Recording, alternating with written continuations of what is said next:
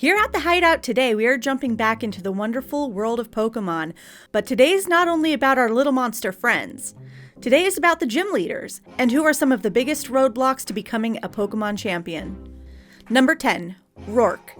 This rock-type gym leader in Diamond, Pearl, and the Platinum games is often compared to Brock for their similar teams and being first in their respective games. But the comparison ends there. Rorke uses 3 Pokemon, Geodude, Onix, and Cranidos. The first 2 not being much of a challenge to the player, but teaching a valuable lesson to those new to the series about setting up a battlefield to their advantage. Both Geodude and Onix know the move Stealth Rock, which damages the player when they send in a new Pokemon. The only way to prevent this during the battle is to KO them both in a single hit, but that's only the beginning. His third Pokemon is Cranidos, with moves like Leer and Headbutt to deal devastating damage. It also has Pursuit, which takes priority over the switching of Pokemon, leading into a vicious cycle the player can get in. Number 9, Whitney. The third gym leader in the Gold and Silver series shows that normal types pack a punch too. Whitney has 2 Pokemon. The first is Clefairy, with the difficulty that can vary during your battle. Clefairy's move pool includes Mimic, a move that copies one of the moves the player's Pokemon has. Another move that makes Clefairy's fight a roll of the dice is Metronome. This move randomly uses another move in Clefairy's pool. For example, if Clefairy's Double Slap runs out of PP, power points, they can still use Metronome and get a chance for Double Slap to come out. The second Pokemon is Miltank. While having a less impressive move pool, it knows one attack that is sure to keep the players on their toes, and that attack is Rollout. It gains damage each turn that it's used, meaning if you trainers aren't careful, it can easily wipe an entire team in no time. A little bonus for Whitney and you younger trainers is that she also appears in the Pokemon World Tournament in the Pokemon Black and White 2 games. Number 8, Elisa. Speaking of Pokemon Black and White 2, our next entry coming in at a shocking pace is none other than the electric-type trainer herself, Elisa. Using her team of 3, they all synergize around speed and a move called Volt Switch. The first member is Emolga, where priority is the name of the game. Having Quick Attack and Pursuit, this little Pokemon is almost always going to go first, with its last move being, you guessed it as previously mentioned, Volt Switch. Volt Switch is an electric attack that allows you to switch your Pokemon afterwards. The second Pokemon in her team is Flaffy, who is there in my opinion to add insult to injury. One of the 3 moves it knows is Thunder Wave, which has a chance to paralyze your Pokemon. Guess being faster just wasn't good enough. The final Pokemon on the team of speedsters is Zebstrika. Utilizing its strong physical attack stat, its move pool is filled with fast attacks such as Flame Charge, Quick Attack, and Pursuit. And hey, if all you at the Hideout are enjoying this list so far, don't forget to drop a like, subscribe, and hit that bell for more top 10s. And please let us know what you want to see in the next top 10 list. We are always taking suggestions. Number 7, Jasmine. The 6th leader of the Heart Gold and Soul Silver games is all about defense. She specializes in Steel-type Pokemon, rocking a lot of resistance to most types, and even some immunities. The team consists of 2 Magnemites, which can be a very annoying move pool. They run Supersonic, which confuses your Pokemon when hit, making it so that you may attack yourself, and Thunder Wave, which we discussed in the last entry. The other 2 attacks they have are Thunderbolt and Sonic Boom, a normal type move that always deals 20 damage, but is not affected by resistances or immunities, so not even ghost types are safe from that attack. The third member of her team is Steelix. While having a simpler move pool of Iron Tail, Rock Throw, and Sandstorm, the real concern lies in the move Screech that lowers your Pokemon's physical defense by 2 stages. Combining that with already high HP, defenses and physical attack stats will definitely make for a rough battle. She's also the second gym leader to make a 2-sided appearance, the first in the Diamond and Pearl game series. She and Steelix compete in the Master Rank Super Contest. Her other appearance is in Pokemon Stadium 2, one of my personal favorite games of all time, as the leader of the Johto Gym Leader Castle. Number 6, Ryhon. The last gym leader before facing off with the Elite Four and Champion makes our list for his powerful team of dragons and clever use of the weather mechanics in Pokemon, to be more accurate, Sandstorm. Being one of the few gym leaders to take advantage of double battles, his team consists of 4 Pokemon. The first member of his team is Gigalith. That will summon a sandstorm when it first appears, which boosts its special defense and starts chipping away at your team, while not affecting the rest of its team. Its move pool consists of one hazard, being Stealth Rocks. The other 3 moves are just some hard-hitting attacks that vary in types. Those attacks are Sand Tomb, Rock Blast, and Body Press. His second member, being less notable, is Flygon. Having Levitate and an all-damage move pool shouldn't put up too much of a resistance. The third member, though, is where the shenanigans continue. This member is Sandaconda, having the ability Sand Split, continuing the sandstorm. With a move pool designed to help chip your team to death, having a first move being Protect and Glare, another move that inflicts paralysis. It brings a whole new meaning to if looks can kill. The last 2 attacks are Fire Fang and Earth Power for a little extra damage. Last but not least, his final member, Duraludon, has a move pool filled with a variety of damaging attacks. This is the least of your worries with its killer typing of Steel and Dragon, and its natural defenses are insane.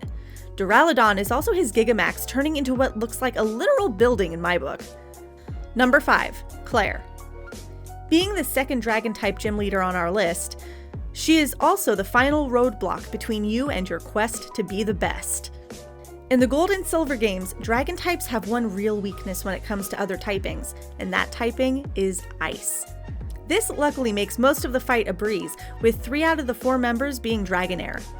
The main difference between them is one move. They have Thunder Wave, Slam, and Dragon Breath. The differences begin with having the first attack as Surf as its final attack, Thunderbolt being the second, and Ice Beam being the last.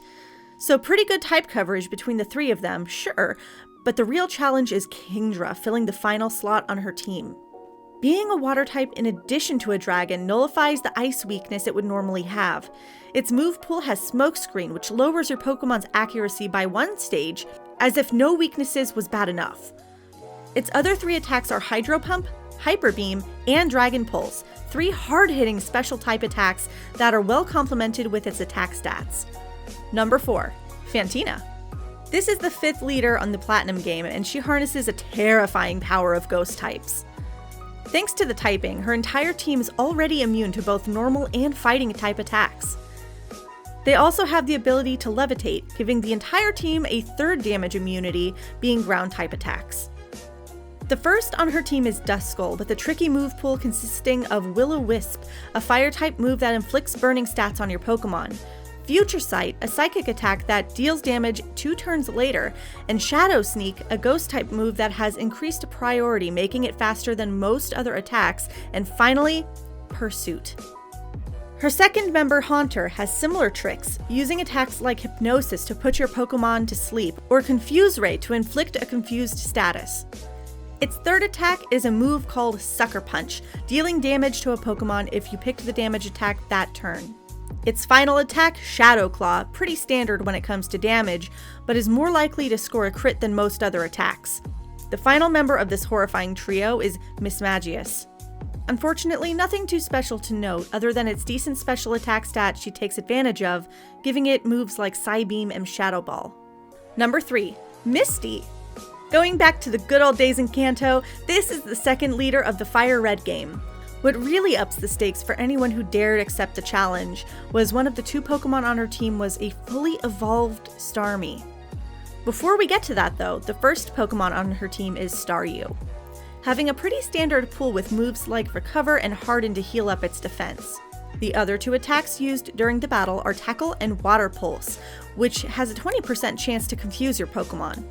The second Pokemon, as previously mentioned, Starmie, on the other hand, is an uphill battle for most players without a Grass-type advantage. Being already fully evolved, its stats are huge compared to the team most players run when they arrive at her gym. This makes up for its simple yet effective move pool.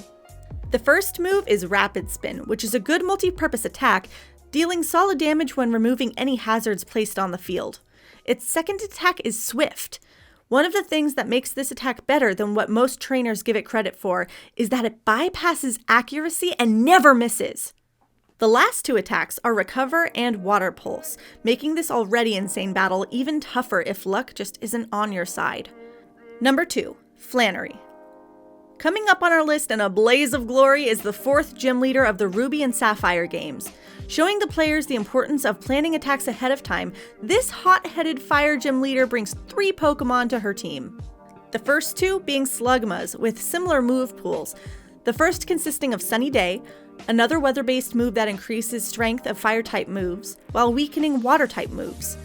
The second is Light Screen, a solid sidekick-type move that makes special-type attacks stronger when the Pokémon gets hit.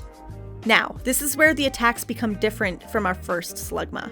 Its third attack is Overheat, a hard-hitting fire-type attack that lowers the user's special attack stat by 2 stages. The final attack is Smog, a poison-type attack that has a chance to poison its target. For the second Slugma, its last 2 attacks are just Flamethrower and Rock Slide, doing some decent damage but not much else.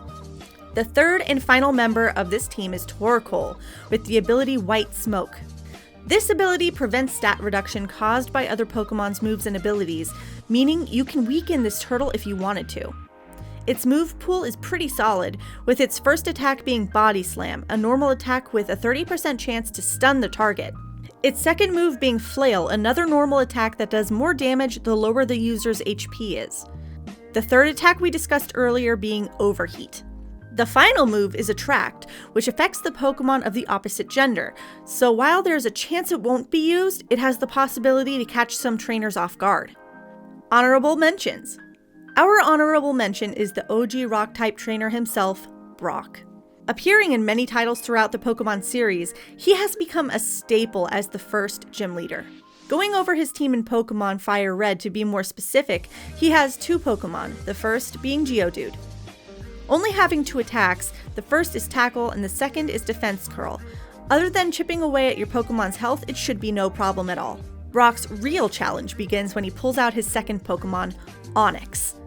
Having good stats and a decent move pool that consists of Bind, a normal type attack that hits a target between 2 and 5 times, Harden, which raises its defense, Tackle, and the final attack Rock Tomb, which not only does damage, it also lowers the target's speed. And now the one you've all been waiting for, number 1, Blue. Taking the top spot in today's list is none other than the original rival himself, the final leader of the Pokemon Heart Gold and Soul Silver games, Blue. Having a team about as well balanced as the player, it only makes sense that he takes the crown as the toughest gym leader, unlike the other leaders that all center around a type or theme. His team's Pokemon are all different types, making it harder to prepare for this final battle. What did you think of our list? Who was the gym leader you had the hardest time facing? And if you had a gym, what type would it be? Let us know in the comments below and see you at the next top 10.